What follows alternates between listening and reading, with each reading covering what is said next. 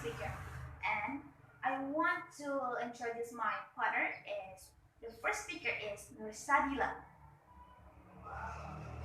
and the last speaker is Laila Andrani, and the famous lecturer is M.Hum Refelitawati Br Kembaren M.Hum. Okay, everyone. And our material is variety of translation. Okay, happy watching this video. Assalamualaikum warahmatullahi wabarakatuh. I am Nursadila from group 10 and I as a first speaker. Okay guys, before I tell you about my material, I wanna ask you, what do you feel today? Okay, I think all of you feel great today, right? Okay, now I wanna explain to you about my material. My material is about interlingual translation, and intersemiotic translation. Roman Jacobson distinguished translation into three types, which are intralingual translation, interlingual translation, and intersemiotic translation. Okay, the first one is intralingual translation. Intralingual translation is the process to transferring a text into another text in the same language based on a translator's interpretation. Therefore, if we rewrite Aku, a poem by Khairil Anwar, into a prose in Bahasa, it means that we are doing the intralingual translation. Example: lorry, it means truck. It's same, right? Okay. Tin, it means can. Same. Okay. The second one is interlingual translation. Interlingual translation is a translation in the actual meaning. In this translation, translator rewrite the meaning or the source language text into the target language text. Example: in this case of hello, it is point out that English does not distinguish between face-to-face greeting or that on the phone, whereas some other language like French, Italian, Japanese, and German make this distinction. In Japan, konnichiwa is hello there, but when answering a phone, they say mushi mushi. Okay, the last one is intersemiotic translation. Intersemiotic translation is translation cover the interpretation of the text into other form or symbolic system. One of the example of this translation is an interpretation of a novel into a film. Okay, I think that's all for me. Thank you.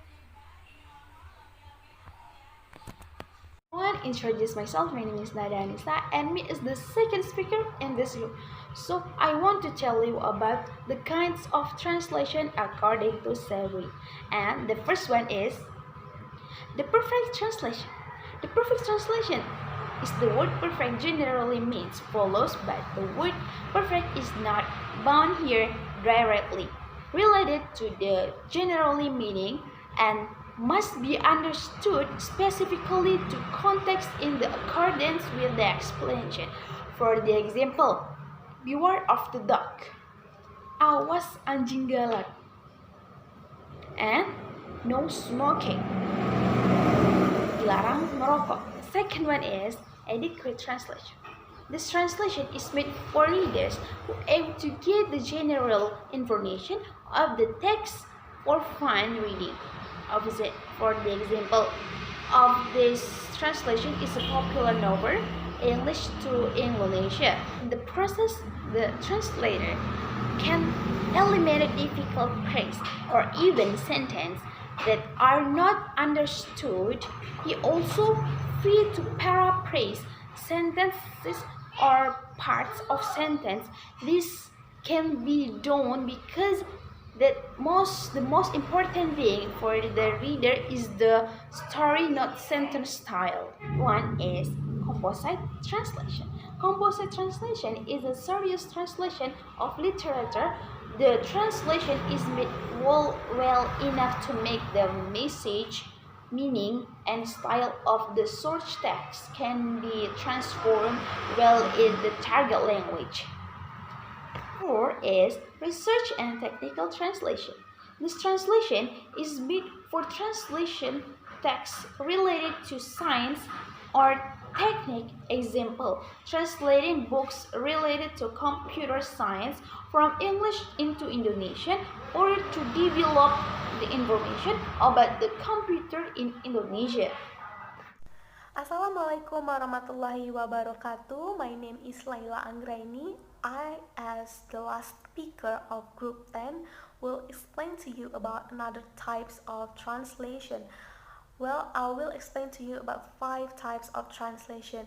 There is literal translation, dynamic translation, idiomatic translation, semantic translation, and communicative translation. Okay, now I will explain to you about literal translation. Literal translation is the method of translating word for word. It's just more adjusting order or order of words, language of translation. For the example that my house is the right side atau rumah saya ada di sisi kanan. Okay, number 2, the dynamic translation. Dynamic translation is the translating that more concerned to the reasonable of the target language. And next is idiomatic translation. Idiomatic translation is the method that conveys messages that originate from the idioms in such language that are translated in the regular expression. For the example, somebody asked me that, hey, how is your test? Then I answer, oh, it's just piece of cake. Piece of cake is the idioms in English that means it's very easy. We cannot translate with idioms also because there are no such expression in Indonesia. And next is semantic translation. Semantic translation is the method that attempts to shape the contextual meaning of such language as close as possible to the synthetic and semantic structure of the target language. For the example, situation A, Miss Steven and Billy. Miss Steven, you must mend the door right now. Billy, yes, Mom.